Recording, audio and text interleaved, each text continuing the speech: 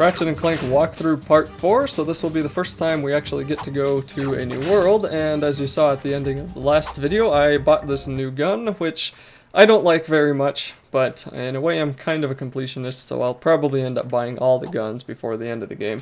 So anyway, when you're ready, hop into your ship and then this menu will open up. Now at first, this sort of confused me because I was looking at the right side and thinking if I went up and down on that star map, then that's what would move it up and down, but you need to look at the names of the planets and the cities on the left side, and you need to move up and down there. Now when you choose a world, it will tell you the missions, as you can see on the right screen there, and when you have finished all missions, there will be a little check mark at the bottom that says all missions complete, and at that point there's really no reason to return to the world unless you want to collect all the golden bolts. So when you finally take off, you'll go through this mini unskippable cutscene, because I'm assuming it's a loading screen in disguise.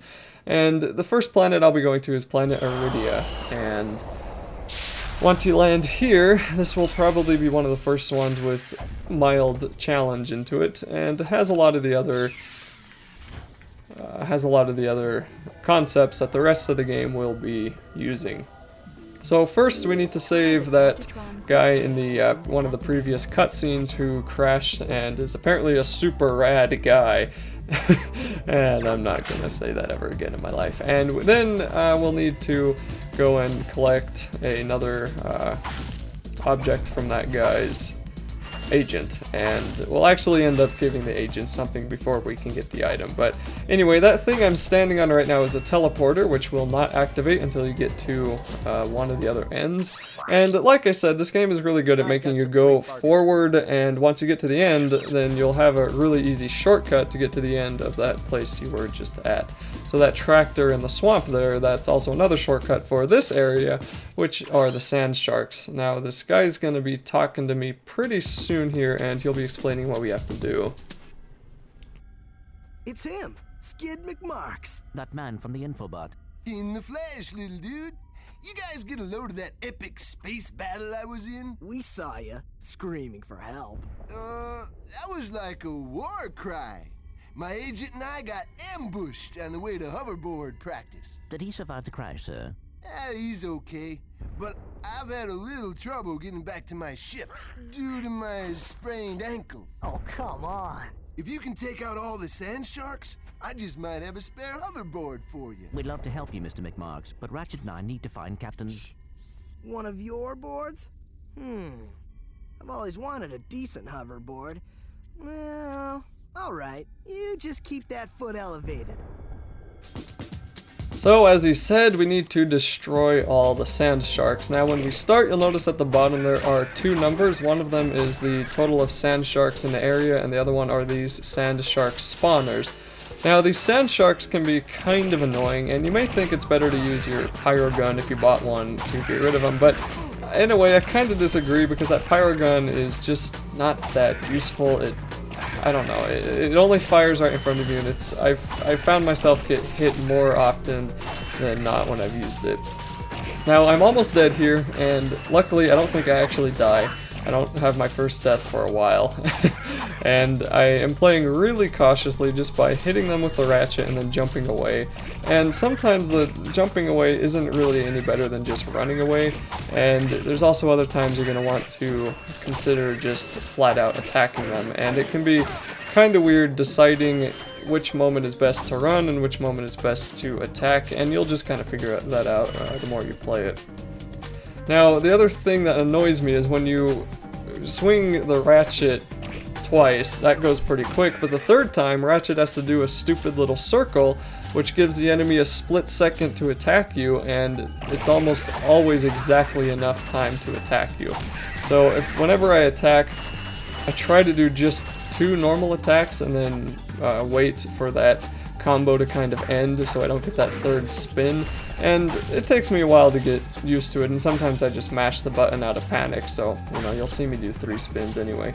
So once you get up here, there's going to be 2 more of these spawners you'll need to destroy, and you want to take a look around, make sure there's no shark fins sticking out of the sand. And it can be pretty easy to miss 1 or 2 of these guys, so just take your time and look through and make sure that you actually take care of all of them. because you don't want to be going around spending a couple of minutes more than you need to looking for the ones that you missed. And I actually do miss one over here, so it's kind of funny that I say that, because there is going to be one here that I end up missing later on in this video. But luckily this doesn't take too long. How on earth I didn't get hit there is beyond me. I mean, I only have 2 health now, so I basically get 1 hit until I'm doomed for death.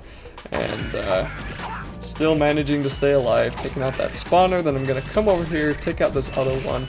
I liked taking out the ones that he spawned, even though you may think it's best just to rush up and take out the spawner, but I think if you take him out as he spawns them, then that's one less thing for you to deal with, even though you're still gonna have a few to deal with when you take it out. So anyway, hopefully that made sense. That sounded really confusing and convoluted to me. Now, this is the first time I had experience with those explosive boxes, and I should have remembered that they existed, but I didn't, unfortunately. So to get them to blow up, you can either hit them with your wrench, which will damage you. You can also touch them just by, you don't hit them, you just walk up to them, touch them, then they will activate, they'll beep for a couple of seconds and then blow up, so that gives you enough time to escape from them. And you can also shoot them with weapons from far away and they will blow up immediately. That can be useful in some instances where enemies are sitting next to them, and that can take care of a couple of enemies for you. Now, this was actually the first time that I used this pyro gun, and I thought it was a gun that shot far. I didn't know it was a flamethrower, so here it is, me using it as a flamethrower, and it works really well right there, and I'm thinking, man, I really like this gun, but later on, I really don't like that gun because it didn't work for me at all. I think my favorite guns so far have wound up being the blaster and what is it, the destroyer, I think? It's like a heat-seeking missile type of thing. So anyway, as you can see, I'm missing one more shark, and I'm like, well, where is it? I thought maybe he was hiding in that bush. Is he hiding over here? I don't see anything. Let's just go on over, see if there's any fins.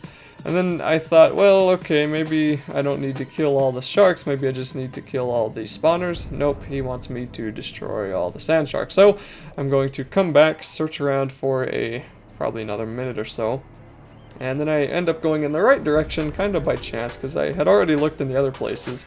And as I'm walking up to this ship, I see, okay, there's a fin over there, not this way, over to the left, and oh, there's the shark. Well, that was all I had to do, so now I can walk back and I'm done. Here, man, catch. A brand new Z3000! You can't even buy these! Well, I got a bail. Catch you dudes at the hoverboard races. You've just acquired a Gadgetron Z3000 hoverboard. Use your new hoverboard at the racetrack in Blackwater City on Planet Railroad.